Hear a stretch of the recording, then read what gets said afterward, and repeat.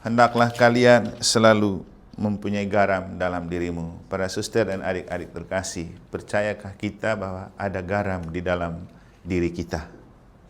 Percaya? Buktinya, kalau kita lagi keringat, jilat di kulit, rasanya asin. Berarti ada garam.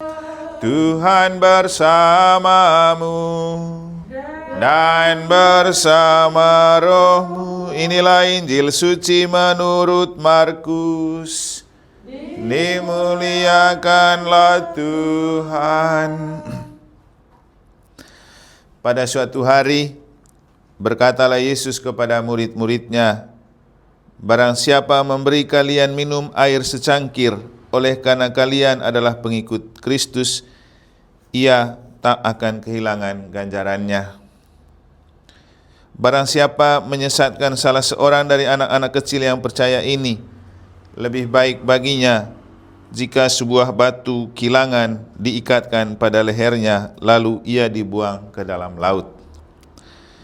Dan jika tanganmu menyesatkan engkau, penggalah, karena lebih baik bagimu dengan tangan terkudung masuk dalam kehidupan, daripada dengan utuh kedua belah tangan masuk dalam neraka, ke dalam api yang tak terpadamkan. Dan jika kaki menyesatkan engkau, penggalah, karena lebih baik bagimu dengan kaki timpang masuk ke dalam hidup, daripada dengan utuh kedua kakimu dicampakkan ke dalam neraka. Dan jika matamu menyesatkan engkau, cungkilah, karena lebih baik bagimu masuk ke dalam kerajaan Allah dengan bermata satu, daripada dengan bermata dua dicampakkan ke dalam neraka, dan di mana ulat-ulat bangkai tidak mati dan api tak pernah padam. Sebab setiap orang akan digarami dengan api. Garam itu memang baik, tetapi jika garam menjadi hambar, dengan apakah kalian akan mengasinkannya? Hendaklah kalian selalu mempunyai garam dalam dirimu dan selalu hidup berdamai seorang dengan yang lain.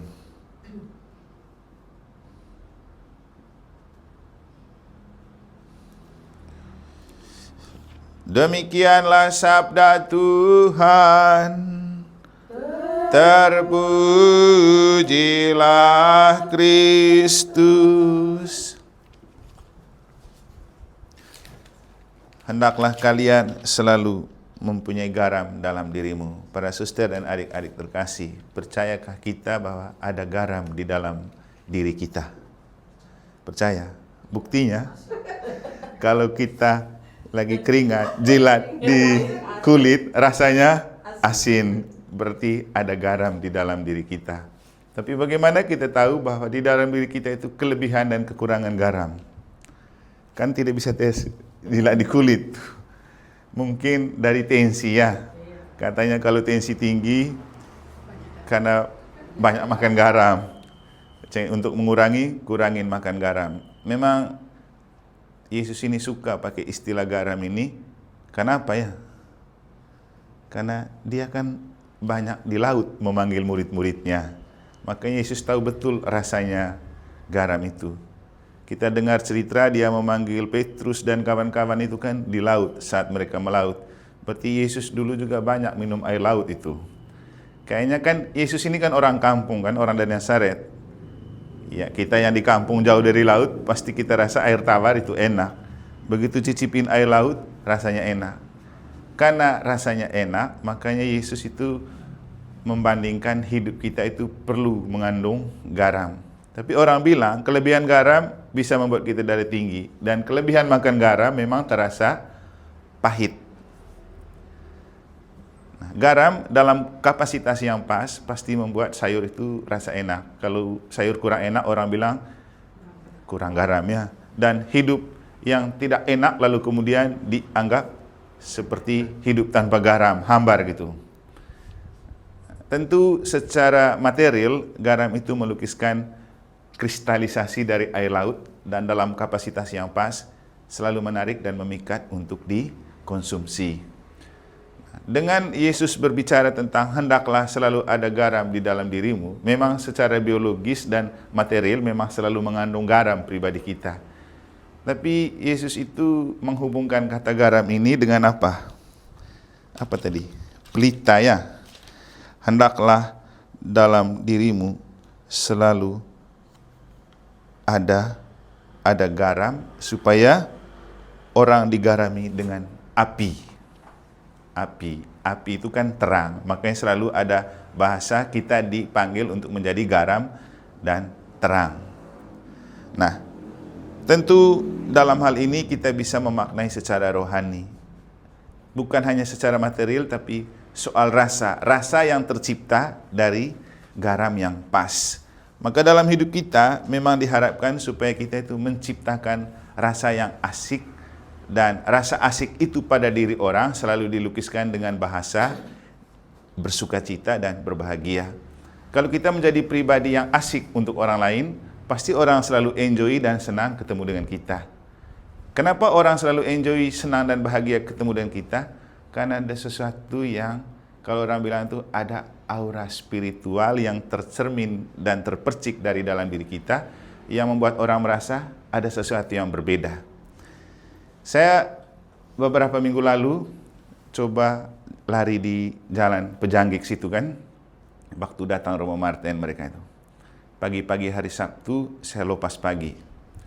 Nah, ketika sudah di sebelah sini kantor pajak, di situ kan ada jual sate. Lalu saya lari lewat, pulang saya mampir di tempat sate itu. Ada satu orang ibu yang jual sate babi nih dia jualnya. Walaupun kolesterol tinggi, saya mau beli karena rugi juga kalau tidak makan. Satu lidi kan nggak apa-apa tuh. Tapi yang paling penting tuh saya hanya mau tahu saja enaknya bagaimana, dan sekaligus mau berikan karena masih ada tamu. Begitu saya mampir belikan, saya pakai celana pendek, celana olahraga, baju olahraga, karena Lopas judulnya. Begitu saya mampir tawar ini sate, ibu itu langsung bilang, "Pastor ya?" Kaget saya. Kok ibu tahu? Ya sudah, cerita singkatnya sampai di situ. Yang pasti bahwa seorang ibu jual sate yang bukan Katolik, tahu bahwa saya pastor padahal saya pakai pakaian olahraga. Kalau pakai jubah kan mungkin masuk akal toh. Yang kedua, 1 minggu kemarin juga bersama frater, kami pergi ke Epicentrum beli keset di Eshartberg. Setelah beli keset ini, saya suruh frater bayar, saya turun duluan mau cari kopi di Starbucks. Begitu saya sudah turun, ternyata yang di kasir ini ada satu perempuan, orang Lombok Timur atau Lombok Tengah dia. Terus dia celotir begini, "Pak, itu tadi pastor ya?" Frater bilang, "Loh, kok tahu?" "Iya, beda kelihatannya." Padahal saya penampilan seperti biasalah jalan-jalan ke mall kan. Terus dia cerita, "Iya, saya sedikit mencium-cium aroma itu karena dulu juga saya sekolah di SMK," katanya. Jadi sudah mencium aura dan aroma pastor. Begitu frater cerita, "Oh iya, bisa juga ya frater ya."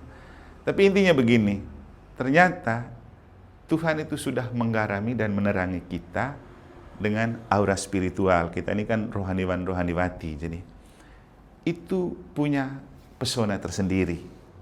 Kadang-kadang kita tidak sadar, itu tetap bekerja di dalam diri kita yang membuat kita betul digarami dan diterangi. Dan dengan aura spiritual itu, walaupun kita dalam kelemahan keterbatasan manusiawi, kita tetap mempesona untuk orang kan.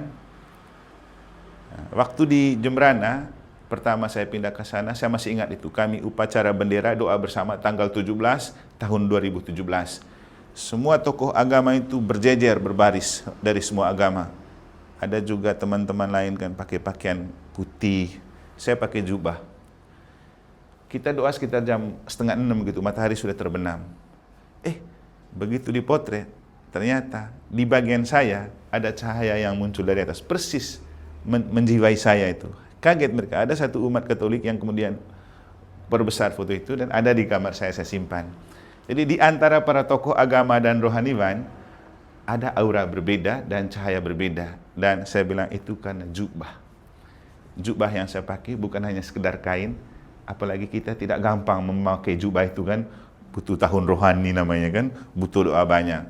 Jadi yang membuat kita tampak istimewa sebenarnya aura spiritual yang oleh Tuhan sudah disematkan dalam diri kita. Mulai dari sakramen permandian kita dapat itu kan, diurapi roh. Krisma dapat. Kita tambah kaul lagi, tambah misa setiap hari, kan disepu oleh roh terus, tambah dengan rahmat tabisan. Jadi kita itu sudah digarami oleh Tuhan, sudah diterangi oleh Tuhan, dan Tuhan berpesan supaya hendaklah kamu selalu mempunyai garam dalam dirimu. Ini mungkin pesan yang baik. Pertanyaan untuk kita adalah, bagaimana supaya garam itu tetap terjaga dan terpelihara? Tentu tidak perlu minum lagi air laut ya. Tidak perlu banyak-banyak lagi garam di sayur, karena kita sudah usia begini pasti mudah juga tensi tinggi. Apalagi saya. Tapi yang dimaksudkan adalah bagaimana kita selalu membiarkan diri kita digarami dan diterangi oleh Tuhan melalui sepuhan roh, lewat sabdanya, lewat santapan tubuh dan darahnya, seperti yang sering kita cicipi setiap hari, baik dalam ibadat, juga dalam misa. Sekarang ini kita lagi menggerakkan di pastoran itu ibadat siang setiap hari Senin dan Kamis. Jadi saya ajak mereka, kita ibadat siang bersama-sama. Dan itu menarik. Sekaligus untuk frater biar tidak lupa ibadat kan. Saya juga tidak lupa ibadat. Jadi kami setiap Senin siang dan Kamis siang ibadat.